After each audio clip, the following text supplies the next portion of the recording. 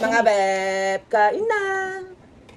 Dito yung bell pepper, carrots, guys, yung luya. Oh, magpe-pretend kang carrots ha. Today, magluluto tayo ng pritong tilapia. And sweet and sour natin siya mga beb. So, painit lang tayo ng kawali, maglagay tayo ng mantika. Oh, tulog yung mantika oh. Diyos ko.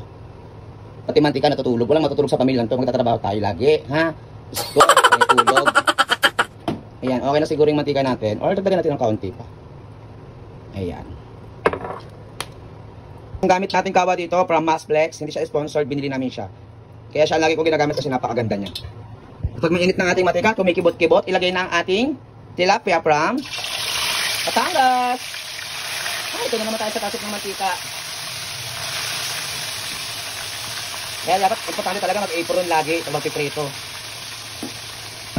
Balik ka rin natin mga ka-ice waters para sunog na siya. Iwan ko ba itong ano halong tubig itong mantika.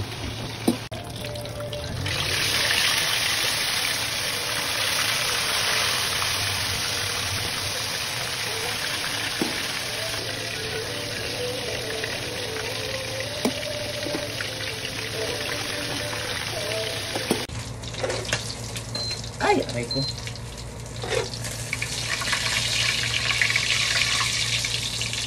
At pagtapos na natin maprito, dito rin tayo magluluto ng kanyang sauce. Pero, babawasan na yung mantika. Saka lilinisin natin ng konti kasi madumi yung prito. Ito lahat ng naprito natin mga to. Sobrang dami. Halagang 400, nabalik ko lang yan sa kakilala ko.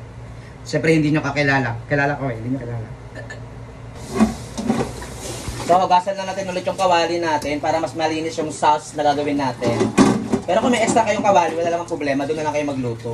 Pero kung okay naman yung pagpiprito nyo, hindi naman makalat, eh doon na lang din kayo maglagay ng, maggisa ng pang sauce nyo. Pero bawasan nyo yung mantika. Napaka-importante, bawasan nyo yung mantika. Kasi, alam nyo na, di ba? So, pinunasan ko lang yung ating Masplex kawali. Gamit na gamit tong kawali na ito, Diyos ko. Alam ko sa shop ni Marvin Agustin, meron yan. Kasi sa kanya naman talaga yan eh. Yung mga gantong Masplex, okay na yan.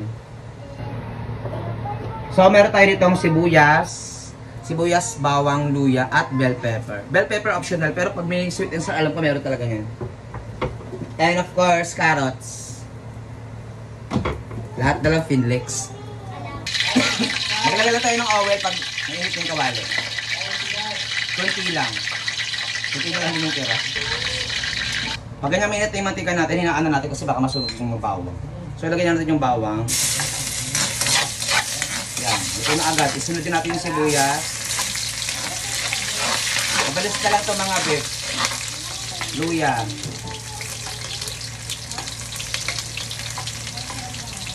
Diba?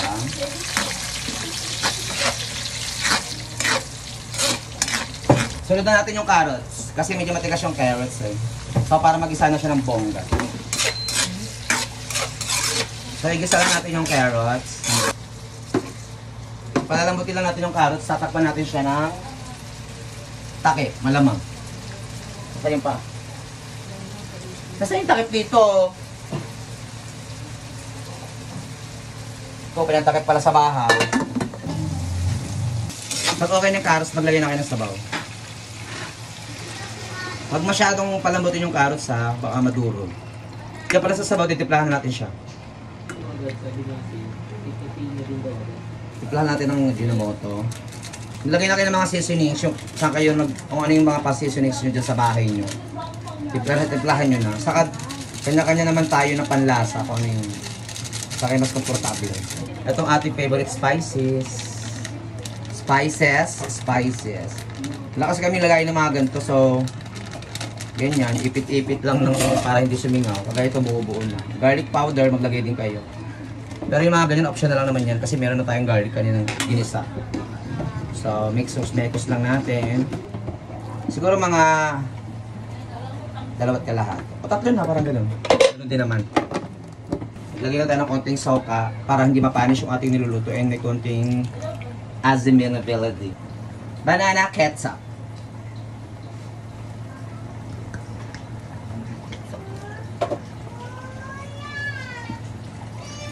Kasi marami-rami yung ginawa nating sweet and sour. So, kailangan natin ng backup ni UFC.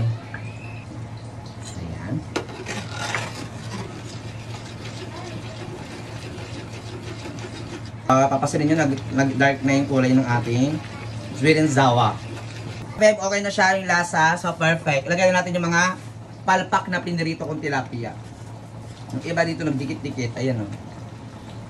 So, ilalagay na natin siya. Ay, na siya. Hinaan natin yung apoy. So, lagay na natin siya.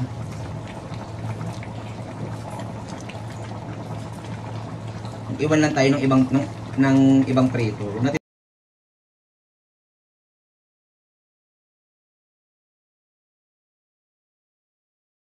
So, ilagay na natin yung ating bell pepper kanina na yan. Tatapis na natin siya mga beb kasi madali lang din maluto yung bell pepper. And then, siling haba. And that's it. Para siyang dinuguan. Chares.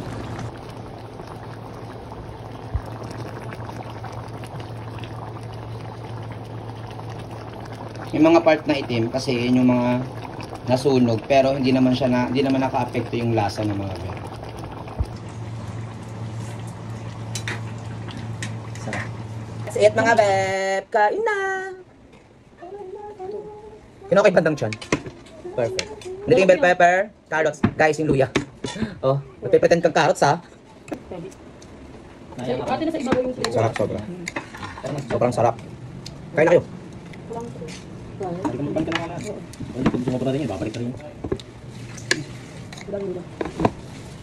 Dami ah. Ano ba? Kagigasing lang, tulala. Tulala yun, tulala.